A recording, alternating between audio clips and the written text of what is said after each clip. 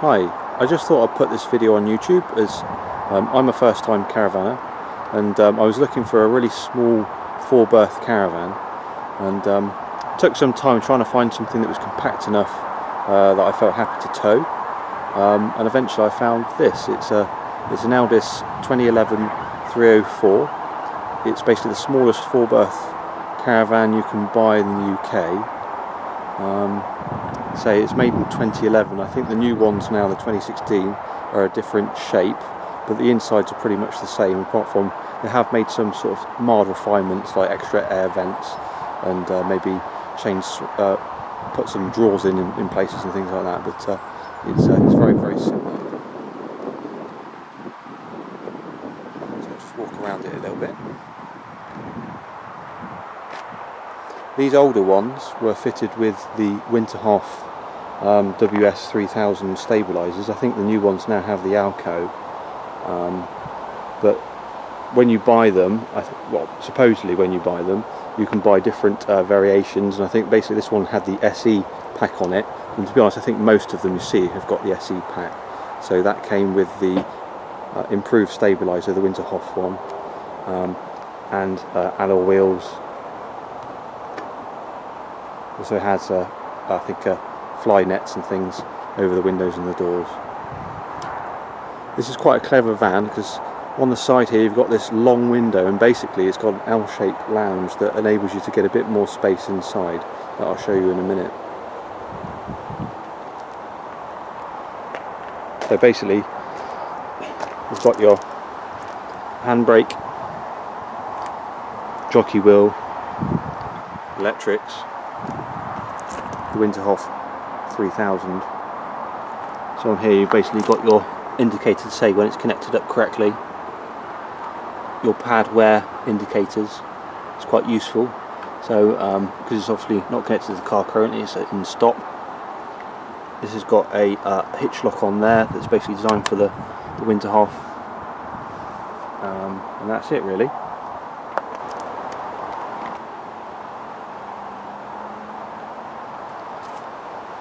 So basically if I just look down the side a minute, it's basically got a window, and then a kitchen window, and then your door. Down here is your battery box.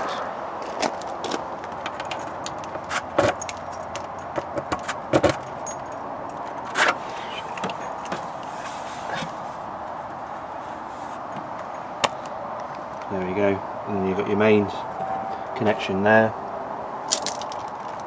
Move along. That's the alloy wheels you get in the SE pack. It's got nice tinted windows. I quite like the fact that they're quite dark. Obviously on the door you've got your bin, standard lock, and this is a stable door as well, so you can have the top or the bottom open. Behind the door there, we're going to open up access for the toilet cassette, and then onto the back.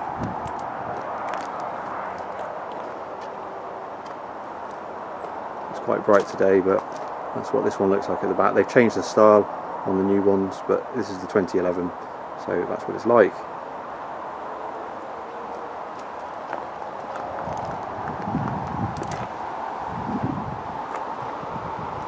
And down this side you've got the vents for the fridge. You've got the connection for your well water, and the exhaust for the heating.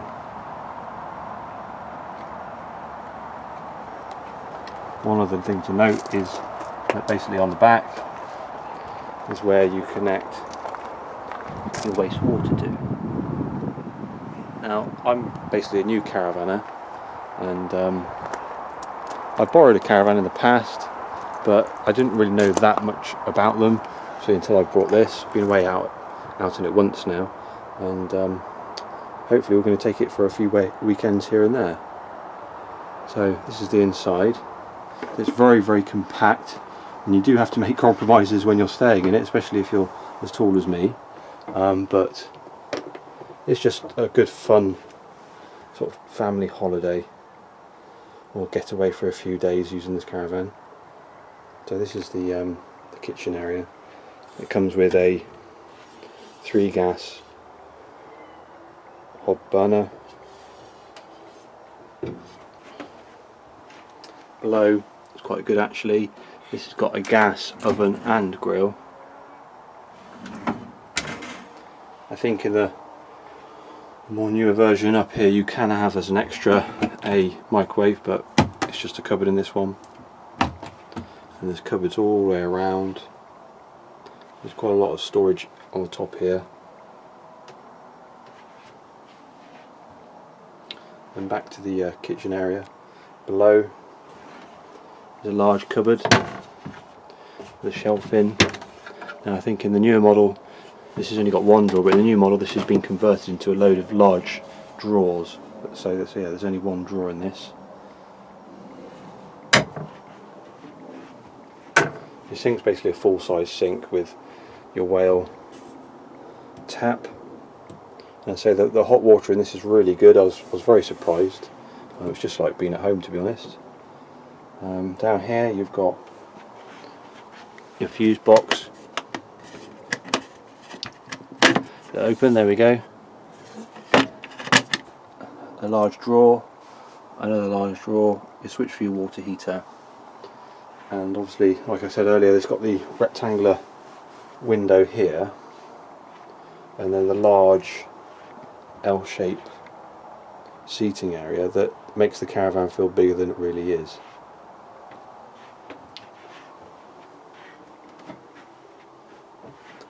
Over this side here you've got a table for your TV that goes up. So it's only very, it's a bit weak, this table, so you can only put something on there that's quite light. Over here you've got your Truma controls for the heating,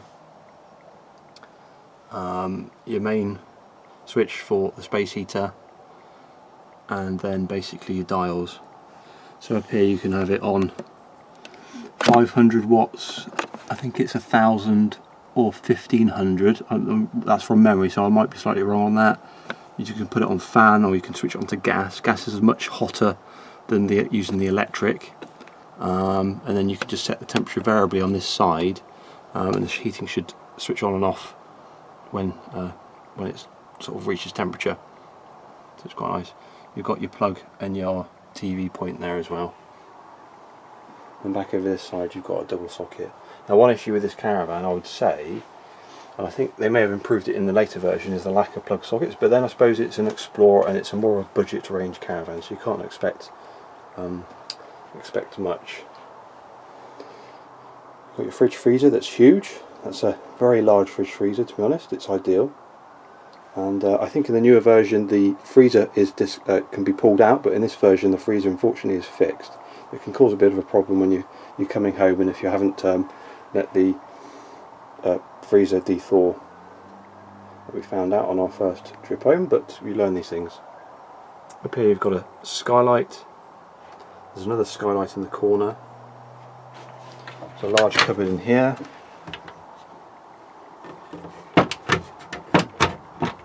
There we go. And then basically you've got just a put-up table there that you can put over in the dining area, or the seating area there, to create your dining area. And there's a filler foam there for the bed.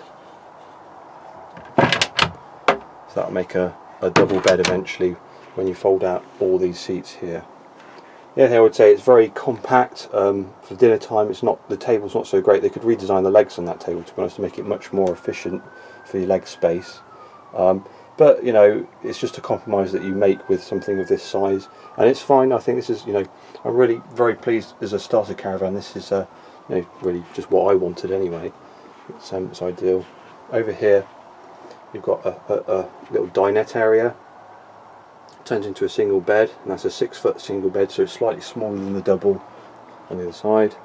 And again you've got another bunk bed that folds up against the wall, and that can take 11 stone. I think that's pretty standard for most bunk beds in caravans. But it's a nice little feature because you've got this little area that your kids could play in or use, and then you've obviously got your own area over this side, so it's quite handy. Finally, look in here. Basically got a bathroom that I don't think we're going to really use.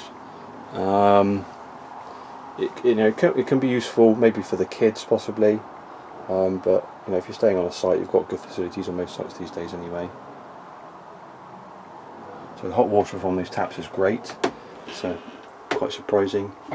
And on this one here, you've got a little storage cupboard for your toothbrushes and whatever. Again, I think in the new caravan, this is another alteration they've made. They've put this cupboard across the whole length of the wall.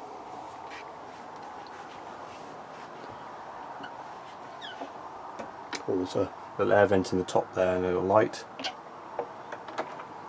Because this is an SE model, it came with the door fly screens here. That's on all the windows. You've got your fire alarm up there as well, and your main controls for the caravan are over here. I think it's pretty typical of a caravan of this age. Just trying to think if there's anything else to mention. There's a lot of storage below these two seats, although when you're actually using the caravan, I think the manufacturers could think about a bit more actually how you're going to use it. I mean, it's good for storing stuff, but it's obviously not that accessible. Maybe they could put drawers on the end or something and just had half that as a permanent storage or something, I don't know. But I think it's a good caravan, but you do have to make some compromises.